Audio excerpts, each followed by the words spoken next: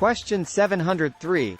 Blank may place a limitation, called a restriction, on the use of a property. A private owner. B. A developer. C. The government. D. All of the above. Correct answer is D. All of the above. Restrictions are generally placed on property to make sure that land use is uniform and stable within a particular area. Question 704. Conveying an interest in real property through the terms of a lease is called A. Term interest. B. Tenancy transfer. C. Lease. D. Severalty. Correct answer is C. Lease. A contract between an owner and a tenant which provides the tenant with a tenancy is called a lease. Question 705. John is opening a new restaurant in a shopping mall, with no certainty about how much income it will generate in its first year. The type of lease offered by his landlord has the tenant paying a percentage of the gross monthly income added to a basic rent amount, called the A. Net lease. B. Percentage lease. C. Graduated lease. D. Ground lease. Correct answer is B. Percentage lease. Leases are categorized according to the way different ways rent is paid, such as percentage, gross, and net leases. The percentage lease is the kind usually used by retailers. Question 706. The purchase of a single-family residence can result in the following income tax deductions, except A. Painting the house. B. Loan points. C. Loan interest payments. D. Property taxes. Correct answer is A. Painting the house. Such maintenance costs as painting, roof patching and lawn care are not considered deductible. Question 707. As a real estate term, setback refers to the A. Loss of a commission to a broker when a real estate transaction fails to close. B. Distance from a curb, property line, or structure within which building is prohibited. C. Distance between the front of a property and the street. D. None of the above. Correct answer is B. Distance from a curb, property line, or structure within which building is prohibited. Setbacks are building restrictions imposed on property owners created by governments through ordinances and building codes, usually for reasons of public policy such as aesthetic concerns and safeguarding the environment. There are front, rear and side setbacks in most areas. Question 708. Which of the following is not necessary to create a binding contract? A. Offer. B. Acceptance. C. Recording. D. Consideration. Correct answer is C. Recording. A contract does not have to be recorded to be valid. Question 709. Paul and Arthur want to open a music store.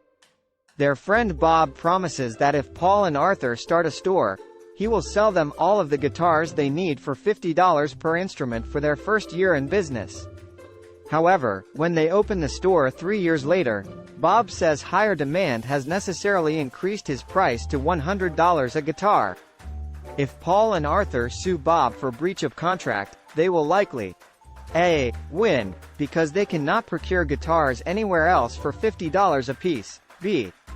Lose, because such a low price for a guitar is unreasonable. C. Win, because the condition that Bob based his promise on was satisfied. D. Lose, since 3 years have elapsed since Bob made his promise. Correct answer is C. Win, because the condition that Bob based his promise on was satisfied. A condition precedent is a condition that must be met before the performing party has a duty to perform. Once the condition is met, performance is required. Here, the condition precedent for Bob's promise was for Paul and Arthur to open a music store. Once they did that, Bob's duty to sell them guitars at the price he originally quoted was triggered, and he is contractually bound to do so. Question 710. Cammie the owner sells her home to Fred the buyer for $300,000 while agreeing to finance a loan for Fred. This transaction is known as A. Unconventional loan. B. Reverse mortgage. C. Land contract. D. HARP loan. Correct answer is D. HARP loan. In a land contract, also known as a contract for deed, land installment contract, or an installment sale agreement, The seller provides financing for the buyer to purchase the property, which the buyer repays in installments. Under this kind of contract, the seller retains legal title to the property, while permitting the buyer to take possession for most other purposes.